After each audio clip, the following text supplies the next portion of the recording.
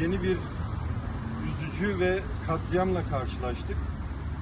Maraş'ta yaşanan olay tüm milletimizi, bizleri, eğitim çalışanlarını, Türk milletini çok derinden üzdü ve kamuoyu oluşturmak ve bu süreç içerisinde de tepkilerimizi dile getirmek amacıyla hafta sonuna kadar iş bırakma eylem kararı aldık. Neredeyse Türkiye'deki tüm sivil toplum kuruluşları, sendikalar bu konudaki duyarlılığını ortaya koydu ve tüm sendikalar iş bırakma kararı aldı. Maalesef yine evet acımız var. Bugün acımızı paylaşmak için buradayız.